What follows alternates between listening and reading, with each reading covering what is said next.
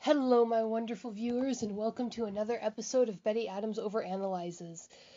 Today we look at Season 7, Episode 12 of The Clone Wars, Victory and Death. If Episode 11 was a roller coaster of emotions that kept you on the edge of your seat, Episode 12 was a sinking feeling in your stomach that left you at the bottom of a painfully beautiful pit of despair. This episode is a satisfying finale to the Clone Wars because it is the death of the Clone Wars. I have seen shows end themselves by killing off a main character before, looking at you, Firefly, but I have never seen a show end itself by letting the concept die a perfectly natural death. There will be many spoilers from here on out, so be warned. This was the perfect ending. The Clone Wars dealt with many difficult subjects: the flaws in the Jedi Order, having a disposable caste to do your dirty work, the dangers of blind obedience, how the mistakes of leaders can destroy the lives of their followers no matter how well-intentioned those leaders are. Sometimes even more so if they are well-intentioned. The clone Jesse, one of the oldest clones at nearly 15 years old, a boy forced to grow old too soon, is the face of blind obedience. He was given orders and he followed them to the best of his ability. His ability was great. He followed his orders well. In this episode, he doesn't take off his helmet. However, his internal struggle is clear despite that. Clone captains don't stress during battle. They don't pace when they're waiting for an enemy to appear. But as he waits for Ahsoka, his beloved Ahsoka, to appear, he paces like a caged animal.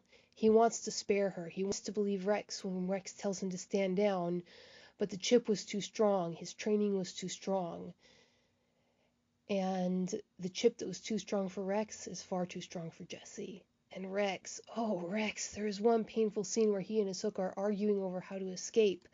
She says she wants to avoid killing the clones, yet she loosed Maul on them as a distraction.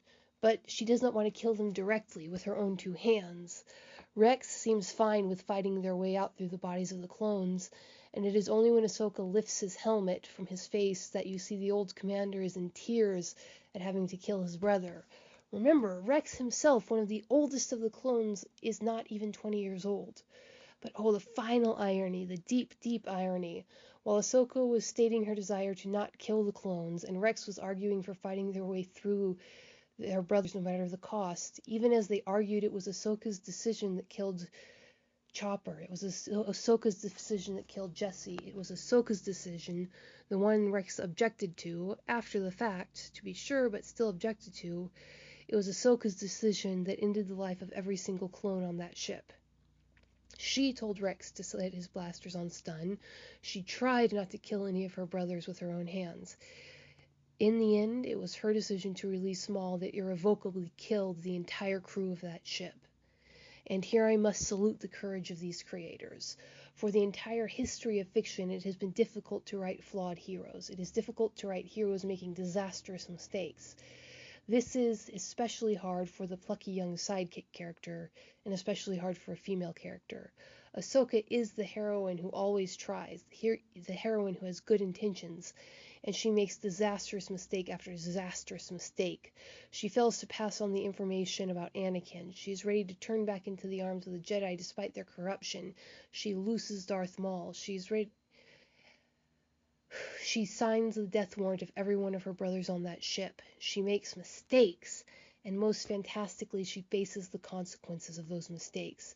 As she stands over the graves of her brothers, you can see the weight of their deaths weighing on her.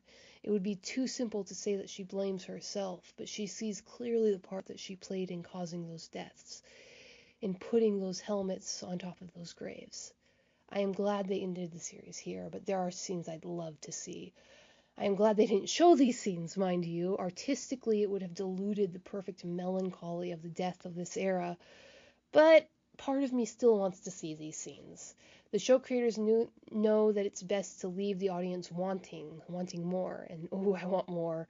First and foremost, there's the scene coming where Ahsoka becomes the first Fulcrum and begins to fight the Empire, and Rex tearfully parts ways with her. He is old, he is tired, he has lost too many brothers, he has seen that he was deliberately created to be disposable, that all of the men, the boys that he loved, were deliberately created to be disposable.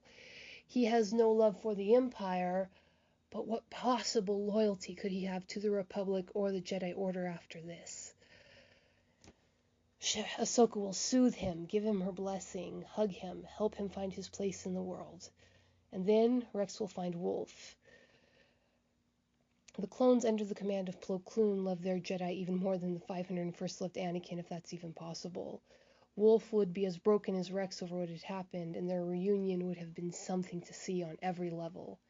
And here, as a side note, is a very interesting chain of facts. The clone Chopper, the aggressive, macabre Chopper, was on that ship. He was one of the clones who near worshipped Ahsoka. Ahsoka, who is very, very good with repairing droids. Ahsoka, who recruited 3 droids from the same ship as Chopper. Ahsoka, who lost one little astromech droid to a shot in its round head. An astromech who was last seen in the same bay as Jesse, whose helmet Ahsoka retrieved intact. There was a very heavily damaged astromech under the ship that Ahsoka and Rex escaped on. So was our wonderful little aggressive macabre astromech droid from Rebels, Chopper, the repaired remains of the droid crew of that ship? It's an interesting theory, and one I'd love to see someone else take a shot at. What do you think, my wonderful viewers? Was the droid Chopper named to honor one of the named clothes on that ship of doomed boys? Leave a like below if you agree with my opinion. Leave a comment blasting my comment like the Death Star if you disagree. Click that like and subscribe button or share the videos and peace out, my wonderful viewers.